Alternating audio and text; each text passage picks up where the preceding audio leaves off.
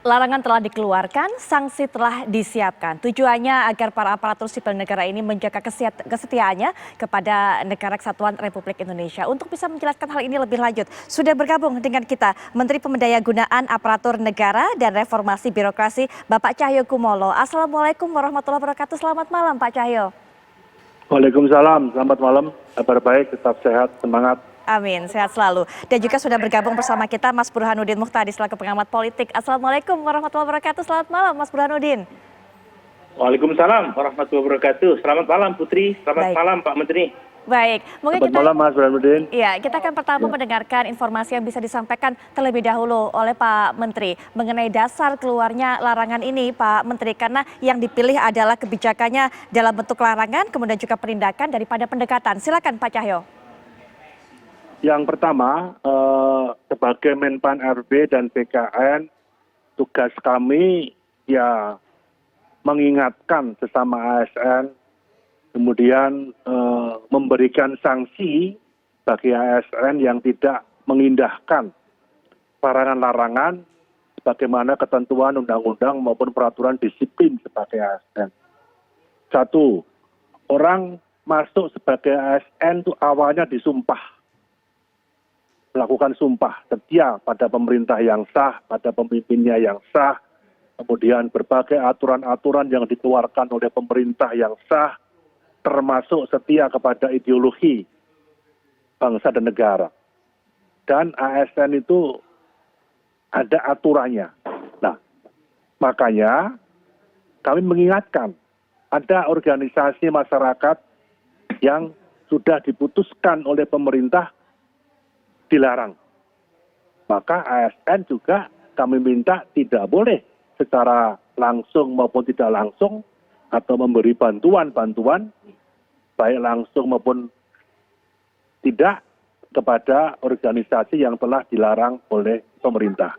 Termasuk juga ASN juga tidak boleh ikut mendukung ataupun terlibat dalam ajaran-ajaran komunis, Leninisme maupun Marxisme. Ini karena kami ingin ASN itu harus profesional, ASN itu juga tokoh masyarakat, dia harus menggerakkan dan mengorganisir masyarakat, kemudian ASN harus tegak lurus, patuh terhadap setiap hal-hal yang diputuskan. Ini karena sebagai Menpan RB, saya setiap bulan itu rapat Bapek, masih ada yang saya ambil keputusan. Misalnya kalau ASN terlibat masalah radikalisme atau intoleran. Ya kami ingatkan, kita bina. Kalau ASN terlibat pada masalah-masalah terorisme, ya langsung kami pecat kalau sudah ada mempunyai bukti dan kekuatan hukum tetap. Ya termasuk masalah korupsi, termasuk masalah narkoba dan sebagainya. Ini saya kira kami mengingatkan ya. Sebagai pembina ASN bersama BKN, ini sudah ada keputusan pemerintah. Dan ASN harus patuh pada apa yang diputuskan oleh pemerintah. Saya kira demikian intinya. Baik, Mas Burhanuddin juga mungkin punya pandangan penilaian mengenai ini. Tepatkah surat edaran yang diputuskan oleh Kementerian Pan-ARB ini, Mas Burhanuddin? Karena juga ini mengundang polemik di kalangan masyarakat. Bahkan ada masyarakat yang berkata bahwa ini jangan-jangan mengulang sejarah. Silakan Mas Burhan. Ya kalau dari sisi legal, surat edaran bersama Menteri Pan-RB dan Kepala BKN ini kuat dasarnya.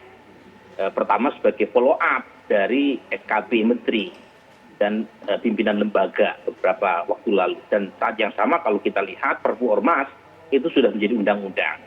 Tapi kalau itu pendekatannya legal. Saya pribadi Pak Menteri itu orang yang sangat concern terkait dengan meningkatnya intoleransi dan radikalisme termasuk di kalangan ASN.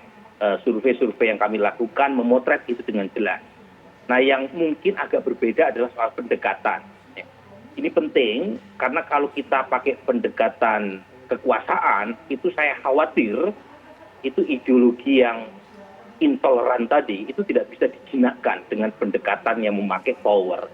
Jadi perlu hal-hal yang bersifat persuasif, hal-hal yang bersifat edukatif yang memungkinkan mereka, terutama kalangan ASN tadi, yang punya ideologi intoleran itu bisa dilunakkan. Nah, menurut saya kalau kita pakai pendekatan kekuasaan itu tidak bisa menyelesaikan masalah. Apalagi nih saya kebetulan punya banyak kawan yang sedikit banyak punya pandangan yang mungkin sedikit lebih simpatik terhadap FPI atau Hizbut Tahrir. Mereka merasa terluka karena disamakan dengan PKI. Jadi kalau kita lihat surat edaran bersama itu kan menyandingkan beberapa organisasi yang sudah dicabut status badan hukumnya, termasuk PKI, Jamaah Islamiyah, Hizbut Tahrir, FPI, kemudian Jamaah Ansarud Daulah, dan seterusnya. Nah, saya tahu maksudnya mungkin Pak Menteri ingin mengatakan bahwa ini tidak hanya organisasi yang terafiliasi dengan Islam yang menjadi target. PKI pun ikut dilarang ASN untuk terlibat atau membantu. Tetapi itu bisa menimbulkan persepsi lain. Kok kami disamakan dengan PKI yang memiliki masalah yang menurut mereka tentu berbeda dengan setidaknya misalnya FPI. Ya. Jadi hal-hal semacam ini, persepsi semacam ini perlu diselesaikan agar persoalan yang menjadi substansi atau inti atau tujuan dari Kemenpan RB untuk supaya ASN lebih tegak lurus terkait dengan ideologi negara itu tidak disalah artikan gitu ya, dengan hal-hal yang tadi saya sebutkan. Baik, Pak Cahyokumolo mungkin nanti bisa berikan tanggapan mengenai apa yang sudah disampaikan oleh Mas Burhanuddin bahwa memang pendekatan kekuasaan ini sepertinya kekhawatirannya adalah tidak bisa menyelesaikan masalah. Tapi nanti mungkin Pak bisa diberikan tanggapan setelah jeda karena kami akan segera kembali sesaat lagi. Langsung saja di segmen terakhir ini kita dengarkan bagaimana tanggapan dari Pak Cahyokumolo mengenai hal tadi yang disampaikan oleh Mas Burhanuddin. Pak Cahyo, seharusnya ada pendekatan mungkin lebih persuasif, lebih edukatif untuk bisa menjinakkan intoleransi ini. Silakan. Saya memahami apa yang disampaikan oleh Mas Burhanuddin.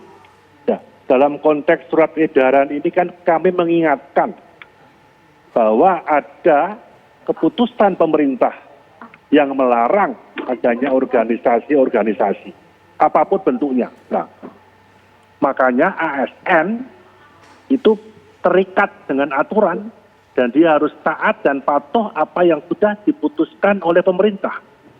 Saya ada data lengkap ASN yang sering mengirim membantu via rekening kepada organisasi. Tetapi begitu dilarang, kami mengingatkan jangan lagi mengirim rekening, termasuk jangan lagi bermain medsos, jangan lagi memakai pakaian-pakaian seragam tersebut atau ikut kegiatan-kegiatan. Saya kira ini karena ada sanksinya nanti kalau mau naik eselon, mau naik pangkat dan sebagainya akan menjadi bahan pertimbangan. Maka disayangkan. Kami hanya mengingatkan untuk para ASN tentunya kita ingatkan, kita bina bahwa untuk tidak terlibat dalam bentuk apapun terhadap organisasi-organisasi yang sudah dilarang oleh pemerintah. Karena ASN harus tunduk pada berbagai aturan yang dibuat oleh pemerintah yang sah. Demikian intinya. Ya. Singkat saja mungkin Mas Burhanuddin menutup. Ya, intinya apa yang dilakukan oleh pemerintah terkait dengan upaya untuk mendisiplinkan ASN, terutama berhubungan dengan hal-hal yang sudah diputuskan secara hukum, memang harus didukung. Mungkin masukan dari saya, bagaimanapun harus diikuti atau ditindaklanjuti dengan hal-hal yang bersifat lebih edukatif, lebih persuasif, dan lebih mendidik. Ya. Karena bagaimanapun ideologi tidak bisa mati. Ideologi itu hanya bisa ditundukkan dengan jalan hal-hal yang lebih bersifat persuasif dan dialogis. Jadi hal-hal semacam itu yang saya kira bisa membantu agar ASN bisa lebih disiplin dan saat yang sama betul-betul menjadi ujung tombak dari ideologi negara. Baik, sekali lagi terima kasih Pak Cahyokumolo selaku Menteri PAN dan ARB sudah menyediakan waktunya untuk bisa menjelaskan mengenai larangan ini. Terima kasih Pak, dan juga Mas Burhanuddin terima kasih sudah bergabung dalam diskusi kami malam hari ini. Sekali lagi terima kasih para narasumber. Dan pemirsa, perbincangan tadi sekaligus juga menutup jumpa kita di Apa Kabar Indonesia malam akhir pekan. Sesaat lagi Anda bisa menyaksikan kabar utama bersama rekan saya Windy Wellingtonia. Kami akan kembali ke hadapan Anda esok 18.30 waktu Indonesia Barat. Jangan sampai Anda lewatkan. Saya Putri Viola pamit, selamat malam. Sampai jumpa.